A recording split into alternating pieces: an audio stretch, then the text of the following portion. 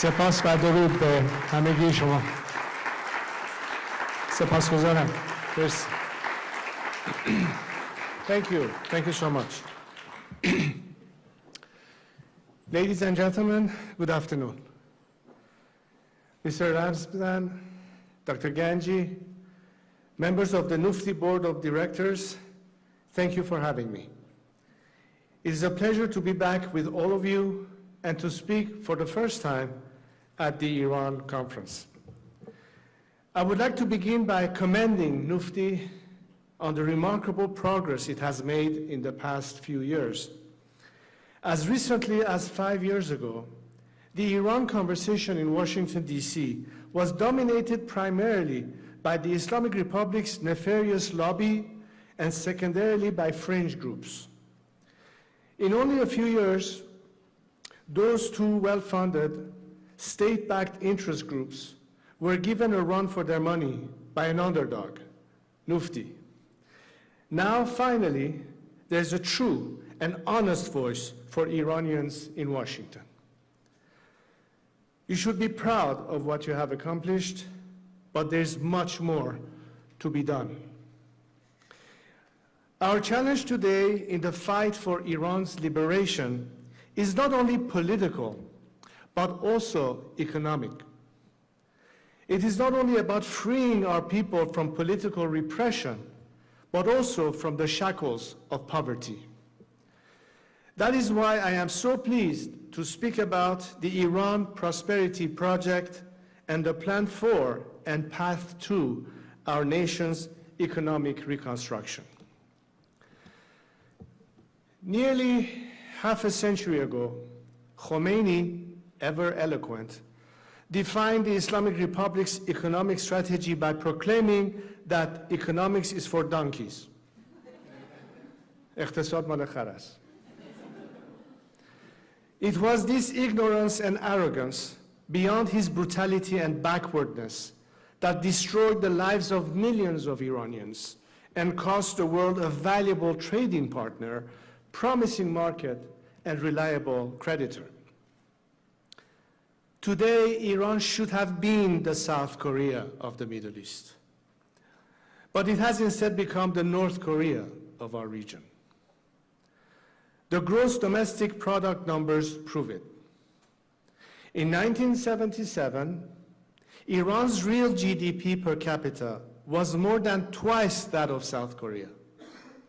Today, South Korea's is more than 7 times that of Iran's, and devastatingly, Iran's real GDP per capita has never reached its pre-revolution level. As a result of an economic policy determined by those who believe it should be guided by livestock, Iran has missed out on the digital and internet revolutions, the globalization age, and we are in the midst of missing out on the artificial intelligence era. In addition to foregoing such new opportunities, Iran has given up our natural advantages, losing our leading role in the world's energy market. Far from the pivotal supplier of energy we were 50 years ago, Iran is merely a marginal player. A corrupt few have prospered, while a nation has suffered. But there is hope. Indeed, much more than just hope. Unlike Khomeini, I will make no promises of free water, free buses, or free utilities. What I offer instead is a vision informed by ongoing consultations with renowned economists and successful business leaders. It is their expertise and knowledge that has helped me form the principles I believe should brace up our economy in a secular, democratic Iran. First, economic policy must trust citizens to make decisions based on their own interests. Second, the government should create opportunities for all citizens to thrive.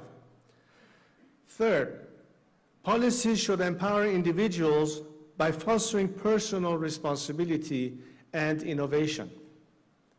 Fourth, a dynamic economy depends on respecting private property and safeguarding it from interference. Fifth, market mechanisms should guide economic interactions between citizens whenever possible. Sixth, the government must remove barriers and foster conditions for domestic entrepreneurs by ensuring investment security and creating a business-friendly environment.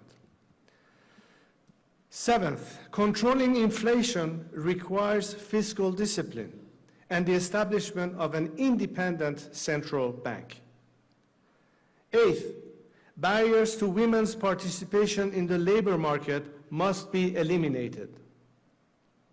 Ninth, productivity driven by enhancing human capital and adopting technology should fuel economic growth. 10th and finally, Iran must rejoin the global economy and create conditions that attract foreign investment.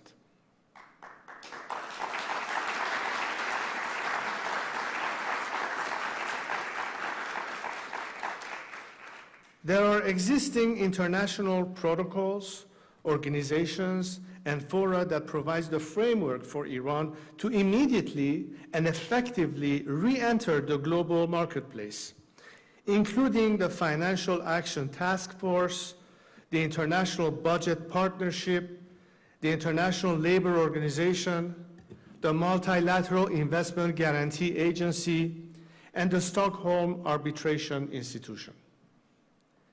In order to rebuild our economy, restore prosperity, and revive our nation, Iran does not need to reinvent the wheel.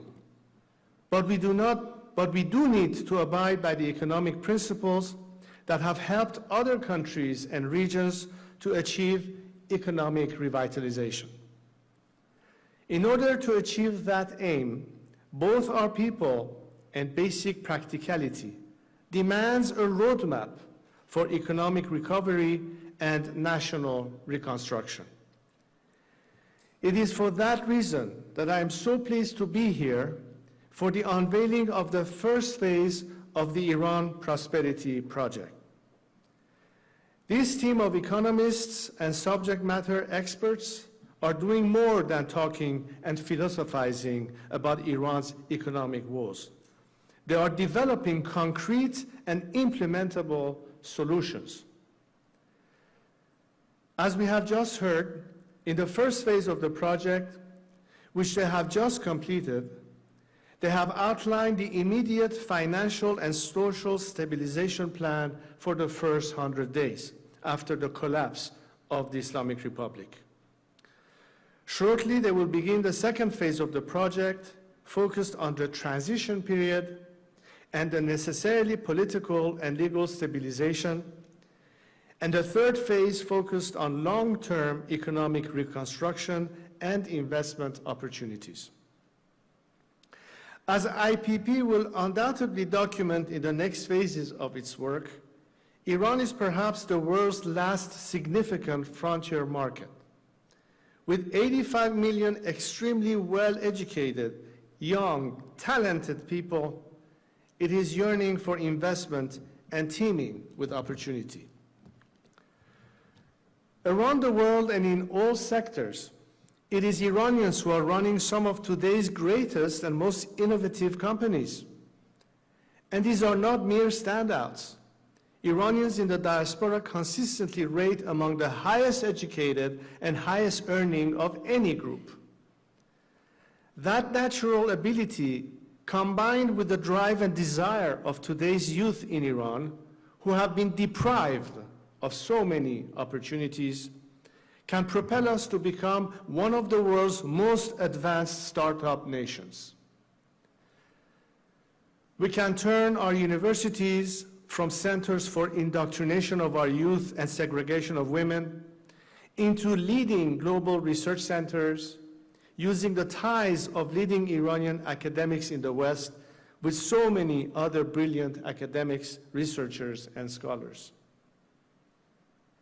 Our vast nation, from the shores of the Caspian Sea to the meadows of Deilam, to the snow-capped peaks of Sabaland and Sahand in Azerbaijan, to the lush green mountains of Zagros in Kurdistan, to the plains of Baluchistan, to the Arvan River in Khuzestan, to the deserts of Khorasan and Kerman, to the coastal towns and villages of the Persian Gulf, Iran can become a hub for regional and international tourists.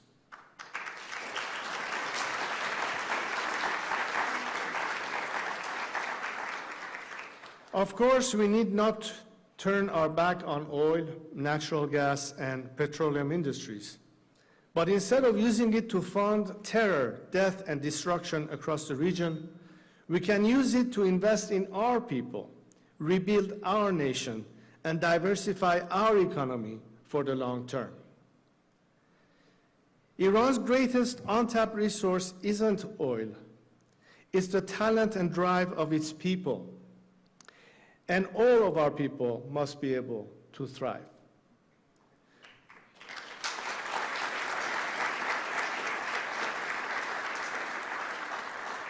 This economic recovery is of special importance for underserved areas of our country, from the Kurdistan province to Sistan and Baluchistan, Khuzestan, Lorestan, and Kermanshah. These provinces and the Iranians who call them home have for 45 years been denied the most fundamental economic opportunities. In a free Iran, that must not stand. Our national wealth and opportunities must serve all Iranians. Furthermore, disasters like the recent coal mine explosion at Tabas that killed at least 50 workers are all too frequent in Iran. Workers risk their lives on a daily basis, and yet they are denied the fundamental and basic dignity that their critical work demands and their efforts have earned. The reforms outlined in this project would prevent such crimes against Iranian workers. The necessity of this economic reconstruction is not just a matter of welfare for our citizens. It is a matter of security for our nation and stability for the region. It has been proven time and time again that governments that cannot provide the framework and opportunities for their citizens to thrive and prosper have been unable to sustain their democracies and their security. The plan being developed by IPP and our path to economic reconstruction are quite literally safeguards for the democracy we are striving to build. This, my friends, is the opportunity the future holds, both for Iranians and for the outside world. But first, the Islamic Republic must go. For in the past 2 decades, Iran has seen no measurable economic growth. This is simply not sustainable. That is why this plan and roadmap are so critical. As I said last week in my address at the IAC National Summit, we seek partnership with the world. That partnership is not limited just to the political realm. Iran, when given the chance, will seek to again be a partner for investment, trade, and commerce. This is the path ahead of us. This is how we can rebuild our nation and renew our ties with the world. Not through the tired old drivel that Khamenei's henchman, Mr. Pezeshkian, has been sent to New York this week to deliver. Iran is not only ready for fundamental change, Iranians are risking their lives to bring it about. The time will come, and when it does, it will present a historic opportunity and even greater responsibility for the Iranian diaspora. It is them, those of you gathered here today, that I would like to address in closing.